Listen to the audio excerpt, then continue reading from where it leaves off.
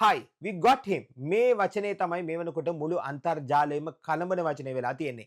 කවුද මේ කියලා තියෙන්නේ? ඇමරිකාවේ ජනාධිපතිවරයා ඩොනල්ඩ් ට්‍රම්ප් මහතා. මේකට හේතුව තමයි පැය 48ක් වගේ සුළු කාලයක් ඇතුළත ඉරානය තුළට Tamanගේ හමුදාවත් එක්ක බැහැලා ඇමරිකා එක්සත් ජනපදයේ ගුවන් නියමුවෙක් සාර්ථක විදියට බේරගෙන ගිහිල්ලා තියෙනවා ඇමරිකාව. ඇත්තටම මේ සිදුවීම ඇඟේ හිරිගඩු පිපෙන හොලිවුඩ් චිත්‍රපටයක් පවා පරදවන සුළු සිදුවීමක් වෙලා තියෙනවා. මේ වනකොට මෙන්න මේ විදිහට ඇමරිකාව මේ ගැන ආඩම්බරෙන් කතා කරද්දී ඉරානය කියනවා අනිත් පැත්තෙන් ඒ රෙස්කියු මිෂන් එකට ආපු ගුවන් හමුදාවට අයත් ගුවන් යාන රාශියක් අපි විනාශ කරා ඇත්තටම ඇමරිකාවට නැවතත් පරාදයි කියලයි ඔවුන් කියලා තියෙන්නේ. මෙන්න මේ විදිහට කඳවුරු දෙකකින් අදහස් දෙකක් ඉදිරිපත් වෙද්දී තවත් ප්‍රශ්නයක් නැගෙනවා. ඒ තමයි ඇමරිකා එක්සත් ජනපදයේ ඇයි එක ගුවන් නියමුවෙක් බේරගන්න මෙච්චර ඩොලර් ගාණක් වියදම් කරේ කියන එක සම්බන්ධව. හැබැයි ඒකටත් වැලිඩ් රීසන් එකක් තියෙනවා අපි ගොඩක් නොදන්න. මෙන්න මේ වගේ ඉතාමත් වැදගත් මාතෘකා රාශියක් අදත් අපි කතා බහ කරන්න බලාපොරොත්තු වෙනවා මේ වීඩියෝෙන්. මේ සියලුම විස්තර පැහැදිලිව සහ නිවැරදිව දැනගන්න අවසානයේ දක්වා මේ වීඩියෝ නරඹමු මාත් එක්ක.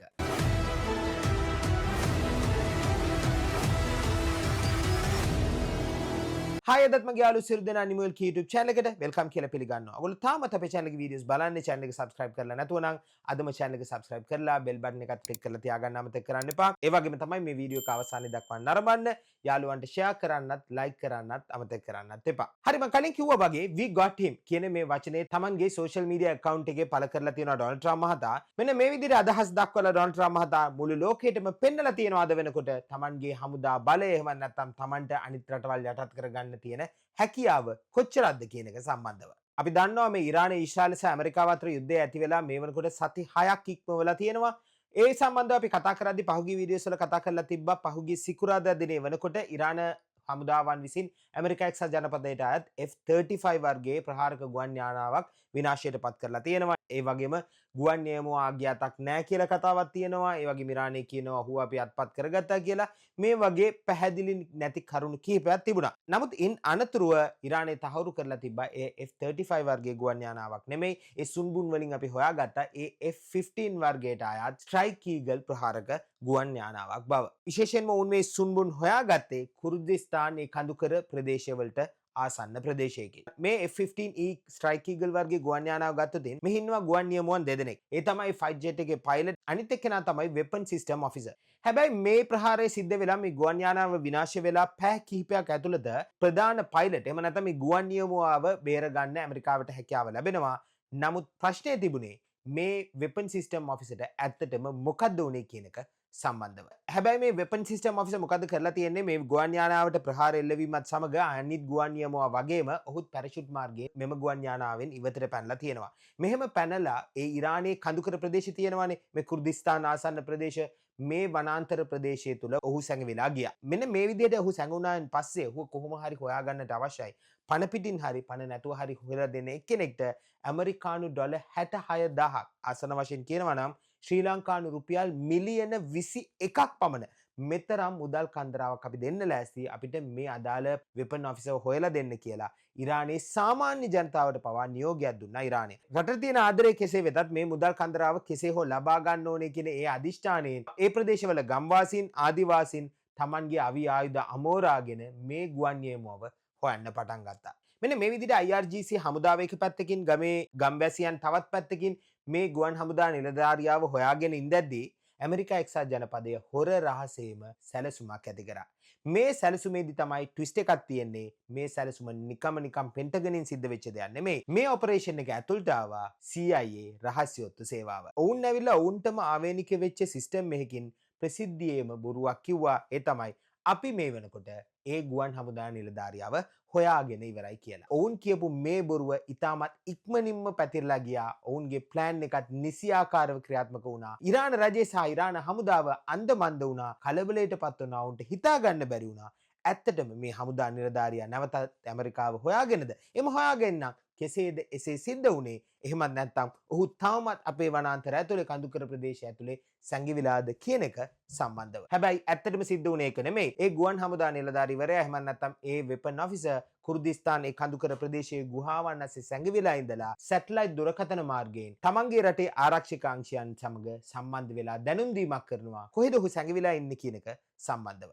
හරියටම ඊළඟ දවසත් උදා වෙනවා. හරියටම සෙනසුරාදා රාත්‍රිය වෙනකොට ඇමරිකා එක්සත් ජනපදයේ තීරණය කරනවා විශාල රෙස්කියු මිෂන් එකක් දියත් කරන්න ඇමරිකානු ගුවන් හමුදාවට අයත් සියලුම නවීන පන්නේ ගුවන් යානා අවි ආයුධ ලෑස්ති කරගෙන ඔවුන් එන්න ලෑස්ති වෙනවා ඉරානයට. හරියටම කියනවා නම් H-60W2 ජොලි ග්‍රීන් වර්ගයේ හෙලිකොප්ටර් දෙකක්, ඒ වගේම ඔවුන්ගේ ගුවන් ආරක්ෂාව වෙනුවෙන් කටයුතු කරන A-10 War Dog වර්ගයේ එක් ගුවන් යානාවක්, F-35 Stealth වර්ගයේ ගුවන් යානා කිහිපයක්, ඒ වගේම HC-130 Combat King වර්ගයේ ගුවන් යානා දෙකක්. ඇත්තටම අපි මේ ගුවන් යානා ගැන පහුගිය වීඩියෝස් වල කතා කරා. මෙන්න මේ විදිහේ Taman සතුව තියෙන ඊටාම ඉහළ ගණයේ සියලුම ගුවන් යානා දහස් ගණන් ගුවන් හමුදා නිලධාරීන් එක්ක විශාල බැටාලියන් එකක් ඉරානයේ ගුවන තුලට ගොඩ බහිනවා. මේ මිෂන් එකේ විශේෂයෙන්ම කටයුතු කරපු මේ ගුවන් යානා අතුරෙන් ස්පෙෂලායිස් කරලා උන් කියන්නේ උන් ආදරෙන්ම The Beast කියලා හඳුන්වන ජොලි ග්‍රීන් වර්ගයේ හෙලිකොප්ටර් යානා. මේ හෙලිකොප්ටර් යානාවන් මගින් විශාල සේවාවක් සිද්ධ වුණා මේ රෙස්කියු මිෂන් එක තුලදී. මේ හෙලිකොප්ටර් ගැන කියනවා නම් උන් සතුව තියෙන මේ පරණ බ්ලැක් හොක් වර්ගයේ හෙලිකොප්ටර්ස් වලට වඩා ඉතාමත් දියුණු අති නවීන පන්නේ හෙලිකොප්ටර් වර්ගයක්. ඉතාමත් වැඩි දුරකට මේ හෙලිකොප්ටරයට පුළුවන් එක දිගට ගමන් කරන්න. ඒ වගේම තමයි කිසියම් හෝ ආකාරයකින් වෙඩි වැදීමකට ලක් වුණොත් විශේෂයෙන්ම මේ හෙලිකොප්ටරයේ පෙට්‍රල් ටැංක් එකට වෙඩි වැදීමක් ලක් වුණොත් self healing system එකක් තියෙනවා. self healing recovery system එකක් තියෙනවා. ඒ automatically ඒ සම්පූර්ණයෙන්ම නැවතත් යථා තත්ත්වයට පත් වෙන්න පුළුවන් විදිහ. ඒ වගේම තමයි මේ විශේෂිත වූ හෙලිකොප්ටර් යානාවේ දොර ආසන්නයේ පිහිටලා තියෙනවා තුවක්කු කිහිපයක්. ඒ තුවක්කු වලට පුළුවන් ඔටෝමැටිකලි ඒ හෙලිකොප්ටරයේ දෙස ඉලක්ක කරලා ඉන්න ඒ හමුදාවන් වෙන්න පුළුවන්. එහෙම නැත්නම් ආම් වෙහිකල් වෙන්න පුළුවන්. මේ සියලුම දේවල් වෙඩි තබලා විනාශ කරලා දාන්න. හැබැයි මේ හෙලිකොප්ටරයේ තියෙන විශේෂාංග විතරෙන් පමණක් ඇමරිකාව සෑහීමටපත් වුණ පාටක් පේන්නේ නැහැ. මොකද හේතුව තමයි මම කලින් කියපු විදිහට The War Dog කියලා මම හැඳින්වුවානේ. මේ ආරක්ෂාව සපයන එහෙම නැත්නම් security system එක සුපර්වයිස් කරන ඒ ගුවන් යානාව ගුවනේ තිබුණා කියලායි වාර්තා වෙන්නේ. මේ හෙලිකොප්ටරය රෙස්කියු මිෂන් එකට සහභාගී වන අතරතුර විශේෂ අමතර ආරක්ෂාවක් ලබා දීම සඳහා. ඒ වගේම තමයි මම කලින් කිව්වා මේ F-35 වර්ගයේ ප්‍රහාරක ගුවන් යානා අපි මෙතෙක් කල් අහලා තිබුණේ ඇමරිකාව මෙය ප්‍රහාරයන් සඳහා යොදාගත්තා කියලා. නමුත් මේ රෙස්කියු මිෂන් එකේදී උන් යොදාගත්තේ ඉරාන රේඩාර් වලින් කිසිදු මිසයිලයක් ඇවිල්ලා මේ මිෂන් එකට ඉන්ටරප්ෂන් එකක් බාධාවක් වෙන්නේ නැති විදිහට බලාගන්න. හැබැයි ඔයගොල්ලෝ අපි හිතන තරම් ඉතාමත් ලේසියෙන් මේ මිෂන් එක කරලා ඒ හමුදා කර්නල්වරයා අරගෙන නැවතත් ඇමරිකා එක්සත් ජනපදයට ඉරාන හමුදාව ගියේ නැහැ. ඒ තමයි මේ ජොලි ග්‍රීන් හෙලිකොප්ටර් එකේ මේ මුදවා ගැනීම කටයුතු කරන අතරතුර අපි දන්නවා ඉරානයේ ඉස්ෆහාන් පළාත ගැන අපි කතා කරලා තිබ්බා. මේ ප්‍රදේශයෙන් නැවතත් ප්‍රහාර එල්ල වෙන්න ආරම්භ වුණා. මේ ජොලි ග්‍රීන් ගුවන් යානාවට වෙන්න පුළුවන්. එහෙම නැත්නම් අනිකුත් ඒ පැමිණලා ඉන්න ඇමරිකානු හමුදාවන්ට. එක පැත්තෙන් ඉරාන හමුදාවන් ප්‍රහාරයන් එල්ල කරනවා. ඒ මිසයිල් ප්‍රහාරයන් වෙන්න පුළුවන්. එහෙම නැත්නම් ගුවන් ප්‍රහාරයන් වෙන්න පුළුවන්. ඇමරිකාවේ හමුදාවන් නැවතත් පෙරලා ප්‍රහාර එල්ල කරනවා. සමහර ගුවන් යානාවන්, ඒ කියන්නේ F-35 වර්ගයේ ගුවන් යානා ඒ පැමිණෙන මිසයිල් ව්‍යර්ථ කරනවා. මෙන්න මේ සියලුම කරදර ASCII ඇමරිකාවේ කර්නල්වරයා සාර්ථකව මුදවගෙන ඇමරිකානු ගුවන් හමුදාවන් නැවතත් ඇමරිකාවට ප්‍රයාසර කරනවා. මෙන්න මේ මොහොතේදී තමයි ඩොනල්ඩ් ට්‍රම්ප් මහතා තමන්ගේ ඒ ප්‍රකාශය we got him කියන ඒ ප්‍රකාශය මුළු ලෝකයටම දැනුම් දෙන්නේ. ඒ වගේම තමයි ඩොනල්ඩ් ට්‍රම්ප් මහතා තවදුරටත් ප්‍රකාශ කරනවා ඒ කුර්දිස්තාන් කඳුකර ප්‍රදේශයේ අපේ කර්නල්වරයා සතුරන්ට මැදි වෙලා කොටු වෙලා ඉන්නවා කියලා අපිට ආරංචිය ලැබුණා. පැය 24ම අපි ඔහු ගැන ඇහැ ගහගෙන අවබෝධයෙන් හිටියා. අපි ඒකෙන් අපි ලෝකෙට කියන්න උත්සාහ කරන්නේ අපේ කිසිදු හමුදා නිලධාරිවරයෙකු අපි ඒ විදිහට අසරණ කරන්නේ නැහැ. අපි ඔහුව කෙසේ හෝ මුදව ගන්නවා කියන එක සම්බන්ධව. මෙන්න මේ විදිහට ඇමරිකානු හමුදාවන් වෙන්න පුළුවන්, ඇමරිකානු ජනාධිපතිවරයා වෙන්න පුළුවන් මේ සිදුවීම Tamanගේ සැතපුම් කණුවක්, ජයග්‍රහණයේ සැතපුම් කණුවක් කියලා සමරද්දී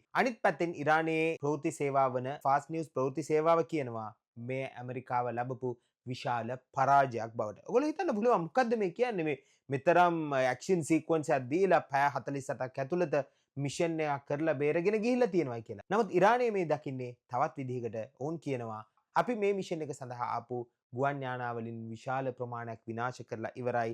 ඒ නිසාවෙන් ඇමරිකාව නැවතත් පරාදයි. ඔවුන්ගේ පරාජය වහගන්න තමයි මෙතරම් දුරට පුරසාරම් දොඩන්නේ කියන එකයි ඉරානයේ තර්කය වෙලා තියෙන්නේ. ඒ විතරක් නෙමෙයි මේ ඔවුන්ගේ තර්කය සනාථ කරන්න පුළුවන් විදිහට එක් ප්‍රදේශයක පැතිරලා තියෙන පිච්චී ගිය අලු වෙලා දුම් දාන ගුවන් යානා කිහිපයක විනාශ වූ කොටස් වීඩියෝ දර්ශනයක් විදිහට ඉදිරිපත් කරන්නත් ඔවුන් මේ වෙනකොට සමත් වෙලා තියෙනවා. මෙන්න මේ විදිහට ඇමරිකා එක්සත් ජනපදයේ සහ ඉරානයේ වෙනස් විදිහේ මත දෙකක් දරද්දී ඇමරිකාවේම ප්‍රවෘත්ති පත්‍රයක් වන නිව්යෝක් ටයිම්ස් තවත් වෙනස් ආකාරයේ ප්‍රවෘත්තියක් නිකුත් කරලා තියෙනවා. ඒ තමයි ඔවුන් කියනවා මේ රෙස්කියු මිෂන් එක අතරතුරදී මේ හමුදා නිලධාරීන් බේරගෙන අරගෙන ආපු ගුවන් යානා දෙකක් ඉරානයේ හමුදාවන්ට කොටු වෙලා එක් ප්‍රදේශයක ඉරානයේ එක් ප්‍රදේශයක තියෙද්දී නැවතත් ඇමරිකානු ගුවන් හමුදාවෙන් ගිහිල්ලා එතනින් ඒ ගුවන් හමුදා නිලධාරීන් නැවතත් මුදවගෙන ආවා ඉරානයෙන් කියලායි නිව්යෝක් ටයිම්ස් මේ වනකොට වාර්තා කරලා තියෙන්නේ. ඒ වගේම තමයි නිව්යෝක් ටයිම් ප්‍රවෘත්තිපත්‍රයේ තවදුරටත් සඳහන් කරනවා ඒ ඉරානය අත්පත් කරගන්න උත්සාහ කරපු ඒ ගුවන් යානා දෙක ඔවුන්ගේ අතට හසු වෙන්නේ නැති විදිහට